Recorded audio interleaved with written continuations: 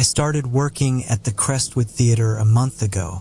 It wasn't glamorous, but it was a job and I needed the paycheck. The place had charm. I'll give it that. An old-fashioned marquee out front with letters that someone changed by hand, the scent of buttered popcorn wafting through the air, and carpets that looked like they hadn't been replaced since the 90s. On my first day, I showed up 10 minutes early, trying to make a good impression. The manager, Mr. Carson, met me at the door. He was a wiry man in his 50s with a thin mustache and a tie that always seemed a little too tight. Punctual.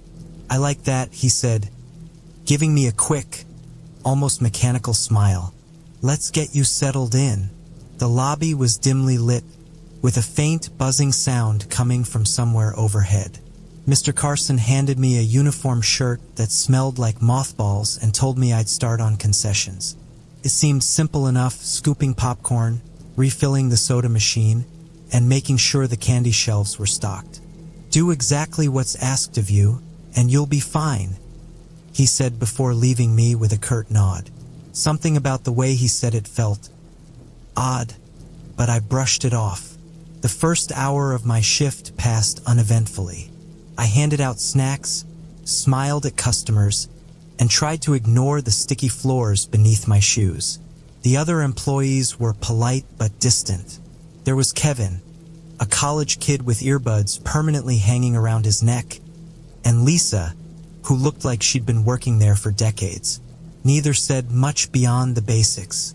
Lisa's the one who first mentioned the films. "Don't worry about the schedule," she said as she rearranged some bags of candy.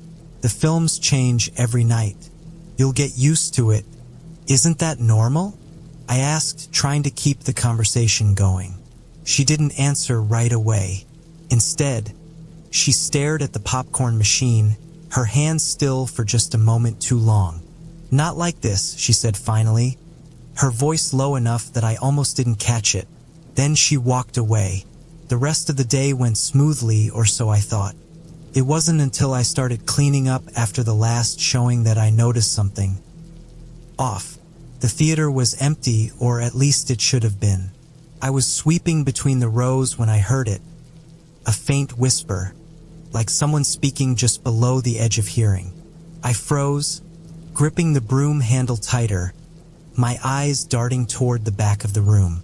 "Hello," I called out. My voice echoed slightly, but there was no response. I waited a few seconds, convincing myself I'd imagined it. Then I heard it again. This time it was clearer. A word, maybe two, but I couldn't make them out.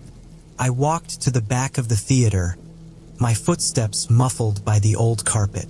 Nothing. Just the empty seats and the faint hum of the projector cooling down. As I turned to leave, my eyes caught something on the screen. The credits were still rolling, but the names weren't familiar. They didn't look right. There were symbols mixed in, ones I couldn't read, like someone had typed gibberish into the machine. When I got back to the lobby, Lisa was locking up the ticket booth. "Do you ever hear voices in there?" I asked, trying to keep my tone light. She paused, her keys halfway to the lock. "Don't think about it too much," she said without looking at me. Then she pushed the door open and stepped outside, leaving me standing there with more questions than answers. By the time I left that night, the buzzing sound in the lobby had stopped, but it still echoed in my head, like a faint memory I couldn't quite place. The next day, I came in for my second shift at the Crestwood Theater. The afternoon sun cast long shadows across the building's vintage facade, making it look more worn than charming. Inside, the dim light and faint smell of cleaning chemicals were exactly as I'd left them.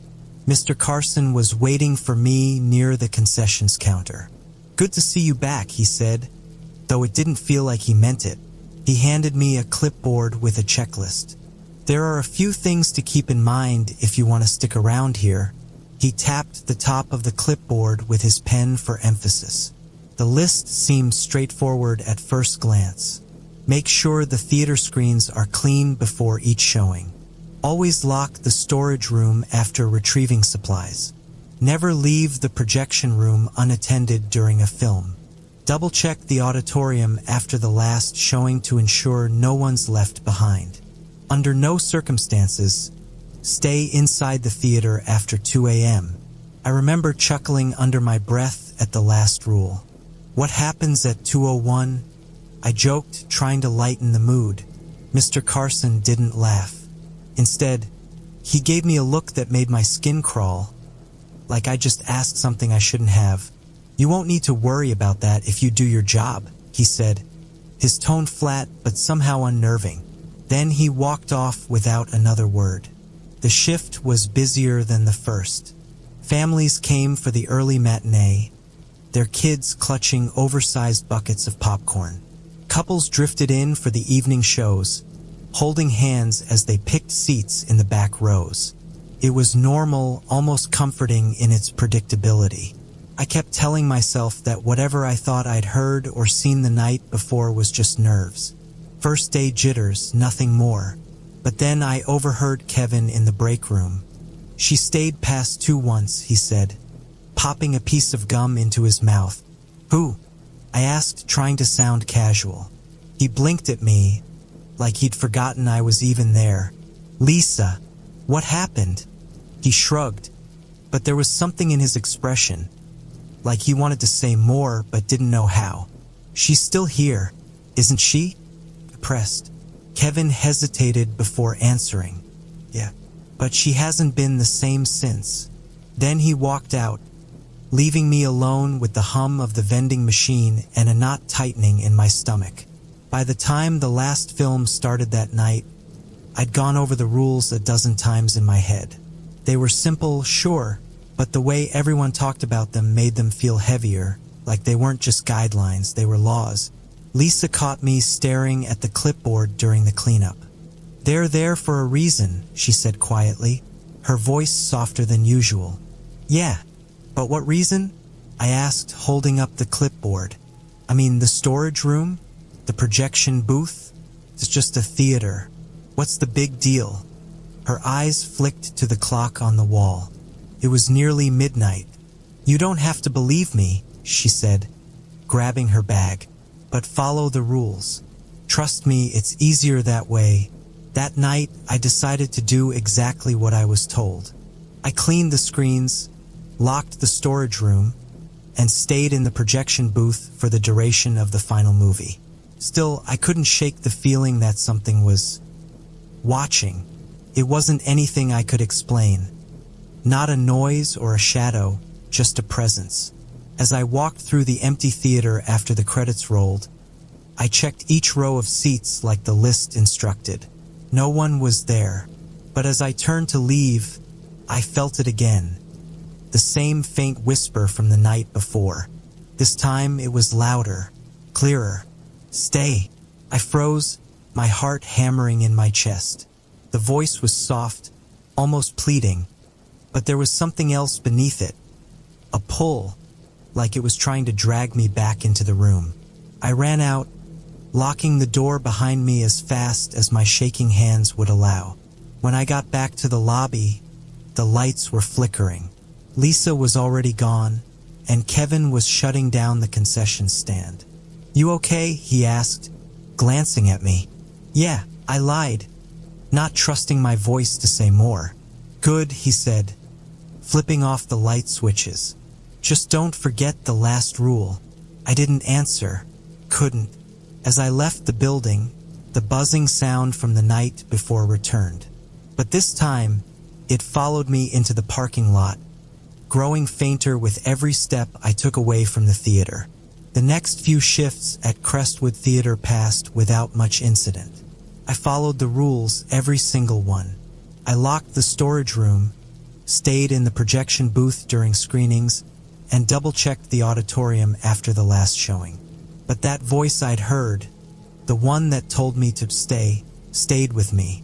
It echoed in my mind at odd times, like when I was stocking candy or sweeping popcorn off the floor. Lisa didn't bring it up again, and Kevin acted like nothing strange had ever happened. But I couldn't shake the feeling that there was something they weren't telling me. Started small. One night, I went to the storage room to grab a new box of popcorn bags.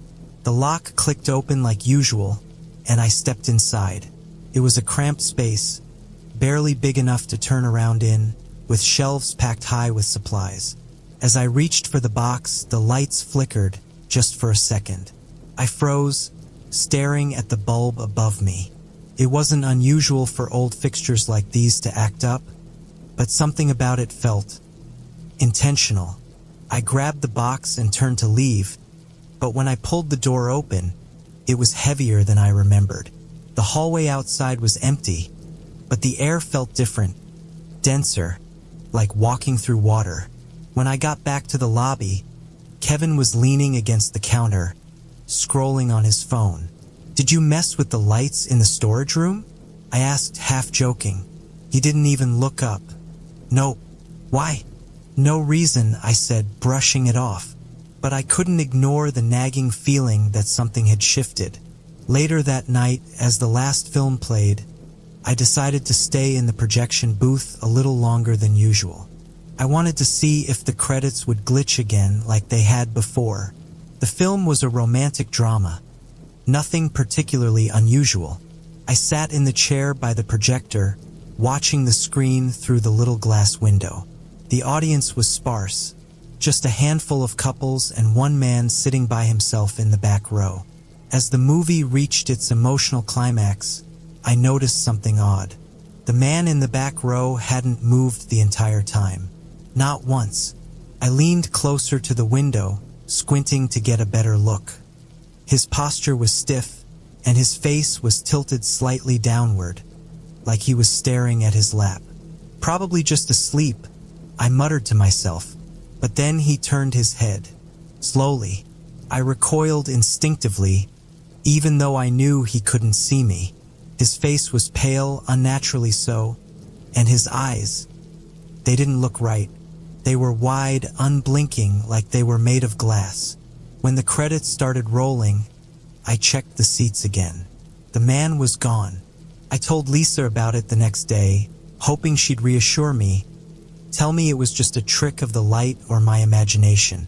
Instead, she said, "You'll see things here. It's best not to dwell on them." Her words didn't comfort me. If anything, they made it worse. A few nights later, I was cleaning the auditorium after the last showing. The theater was empty, or at least it should have been. As I swept the aisles, I heard a faint noise behind me, a soft creak, like someone shifting their weight in one of the seats. "Hello," I called out, my voice trembling. No answer. I turned around slowly, scanning the rows. First, nothing seemed out of place, but then I saw it. A single seat in the middle row, folded down as if someone had just been sitting there. I hadn't missed it before. I was sure of that. "Is someone still here?"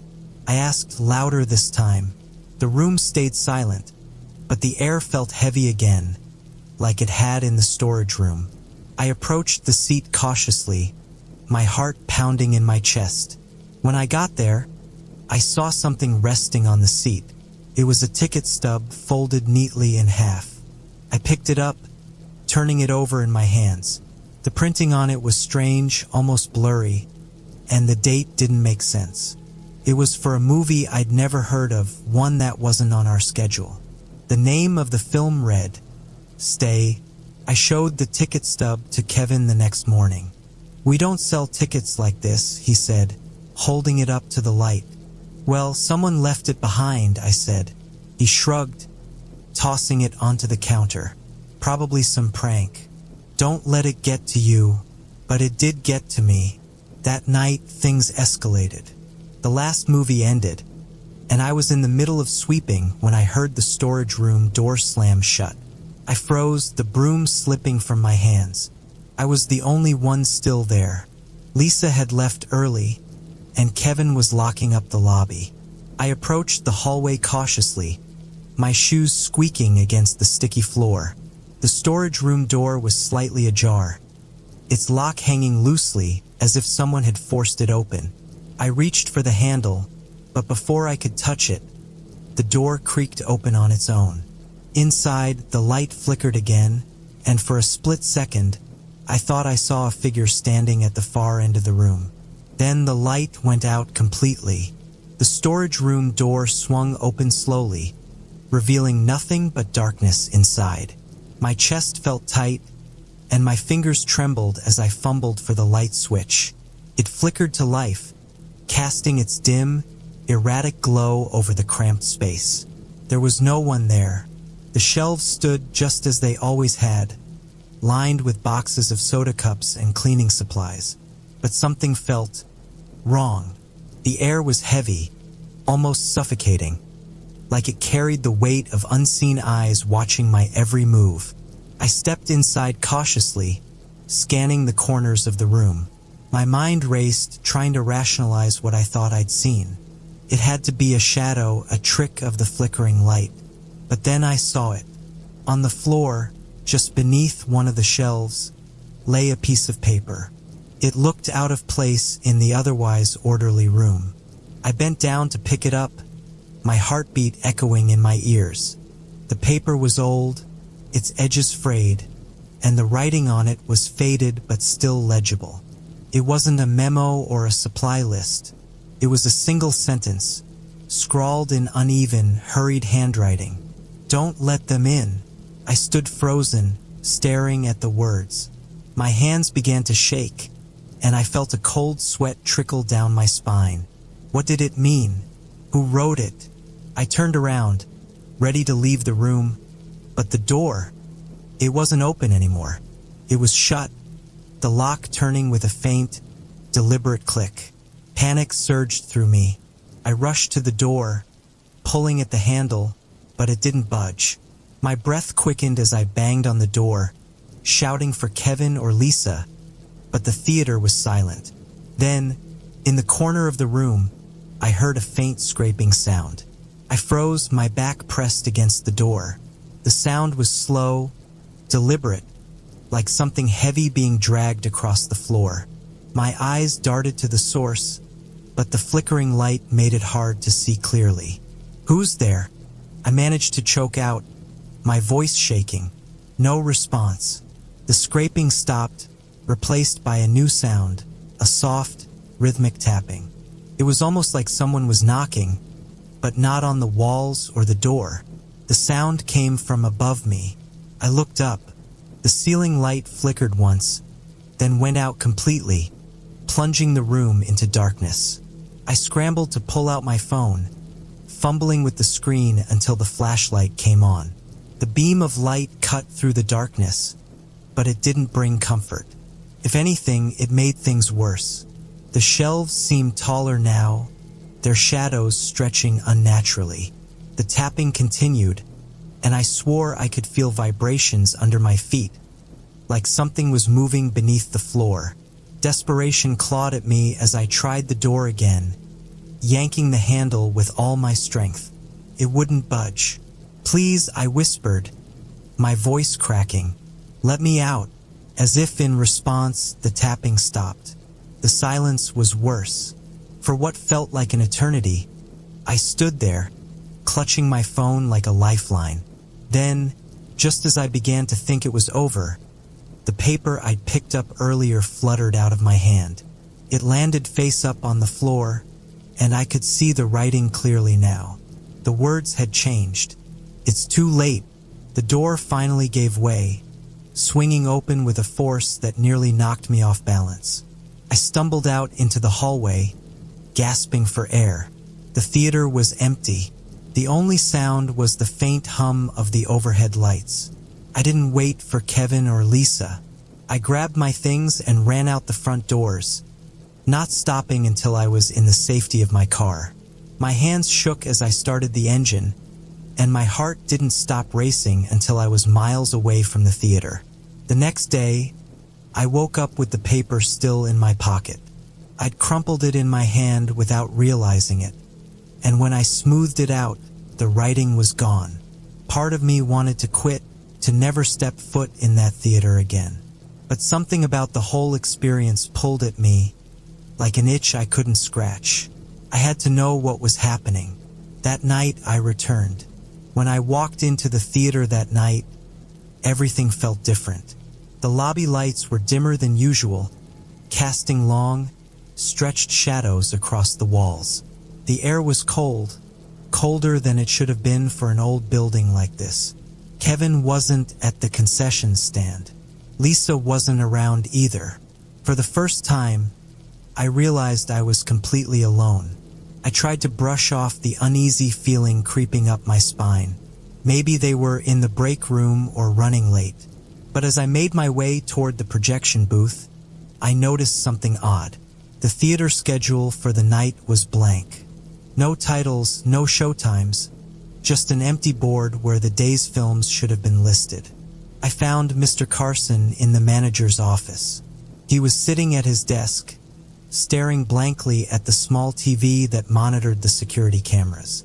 The glow of the screen lit up his face, making the dark circles under his eyes look even deeper. "Where is everyone?" I asked, stepping into the room. He didn't answer. His eyes stayed fixed on the screen. "Mr. Carson?" Finally, he turned his head, moving so slowly it almost didn't seem real. His expression was hollow, like he wasn't fully awake, or maybe like he was too awake, seeing something I couldn't. "They're gone," he said quietly. "What do you mean, gone?" He pointed at the screen. "They're still in there." I leaned over his shoulder to look. The screen showed one of the auditoriums, but it didn't look right.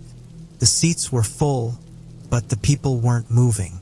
They sat perfectly still, as if frozen in time. "Who are they?" I asked, my voice barely above a whisper. Mr. Carson didn't answer. He just stood up, walked past me, and left the room. I followed him to the auditorium, where the door stood slightly ajar. The faint glow of the screen spilled out into the hallway. "Mr. Carson, wait," I called, but he didn't stop. By the time I reached the door, he had already gone inside. The room was dark, save for the flickering light from the screen. The audience was just as I'd seen them on the monitor, silent, unmoving. "Mr. Carson?" I stepped inside, my voice echoing in the emptiness. He was at the front of the room, standing near the screen. He turned to face me, and for the first time, I noticed something strange. His shadow. It wasn't right. The light from the projector should have cast it long and thin, but instead, it stretched upward, distorted and impossibly tall. It wavered like smoke, as if it had a life of its own. "You should leave," he said, his voice trembling. Before it's too late, before I could respond, the screen went black. The sudden darkness was suffocating. I stumbled backward, reaching for the door, but it wouldn't open. Then the screen flickered back on. But it wasn't showing a movie anymore. It was showing me, not a reflection, not a live feed me, standing in the lobby, sweeping the floor, exactly as I'd done the first night I worked here. I watched as the image on the screen changed, showing scenes from my life that no one else should have known about. Moments I'd never told anyone, things I'd never spoken aloud. I wanted to look away, but I couldn't. It was like the screen was pulling me in, demanding I watch. And then I saw something that made my blood run cold. The image on the screen wasn't just showing my past. It was showing the room I was standing in, the auditorium. But it wasn't empty anymore. The seats were filled with people, their faces blank and pale, their eyes wide and unblinking. They weren't watching the screen. They were watching me. I backed away, my heart pounding so hard I thought it might burst. "Mr. Carson," I shouted, but he was gone. The figures in the seats began to stand, one by one, their movements slow and jerky, like marionettes on invisible strings. "Stay," they said in unison, their voices overlapping in a low, droning whisper. I bolted for the door, slamming into it with all my weight. It still wouldn't open. Behind me, the whispers grew louder, filling the room like a swarm of bees. "Stay," they repeated, the word growing sharper, almost angry. Desperation took over. I turned to the screen, hoping for some kind of answer, but it only showed one word now. Run. I don't know how I got the door open. One moment I was clawing at the handle, and the next I was stumbling into the hallway, gasping for air. The theater was empty again. The lobby lights were on, the buzzing sound gone. But something was different. The air felt lighter, as if whatever had been there was satisfied now. I didn't wait to find out. I grabbed my bag and ran out the front doors, leaving them unlocked behind me. When I got home that night, I locked every door and window in my apartment. I sat on the couch, staring at the crumpled ticket stub I'd found days earlier. The name of the movie had changed again. It now read, The Last Showing. I didn't go back to the Crestwood Theater after that night. I didn't quit either. I just stopped showing up. A week later, Lisa called me. Her voice was calm, almost too calm. You left in a hurry, she said, as if I'd just forgotten my jacket. Yeah, I replied, gripping my phone tightly. I don't think I can come back. There was a pause on her end. Then she said something that sent a chill through me. They don't like it when people leave. I hung up and blocked her number. First, I thought I could put it all behind me. I started looking for a new job, focusing on anything that didn't involve dimly lit rooms or old buildings. But no matter what I did, I couldn't shake the feeling that I was being watched. It was small things at first. A shadow in the corner of my eye, the sensation of someone standing too close when no one was there. At night, my dreams were vivid and strange, filled with flickering lights and faces I didn't recognize. I'd wake up gasping for air, my heart pounding, convinced I could still hear that whisper. Stay. One afternoon, I went out for groceries. The sun was bright, and for the first time in days, I felt like maybe I was finally moving on. But when I got back to my apartment, there was something waiting for me on the doormat. Ticket stub. My hands trembled as I picked it up. The printing on it was just as strange as the one I'd found in the theater. But this one had my name on it. The movie title read, Final Exit. I didn't sleep that night. I sat on the couch with all the lights on, staring at the ticket stub until the sun came up.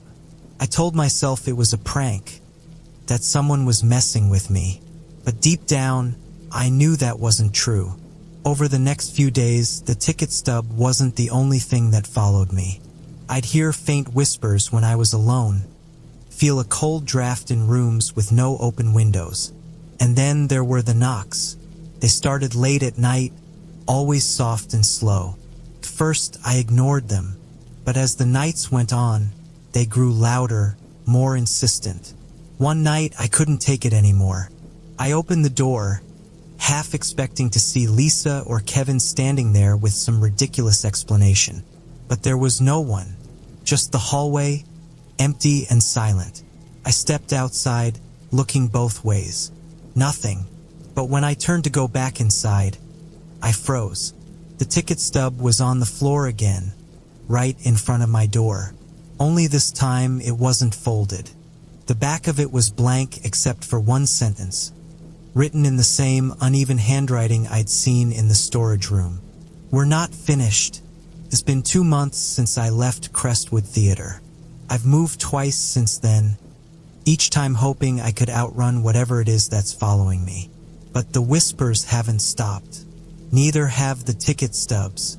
Every time I hear a knock at my door, I freeze, just in case. I don't know what they want. I don't know why they picked me. All I know is that I should have listened to Lisa. I should have followed the rules. Because now, no matter where I go, it feels like I never really left. Ready for more chills and mysteries? Subscribe and turn on the bell. You never know what story is coming next.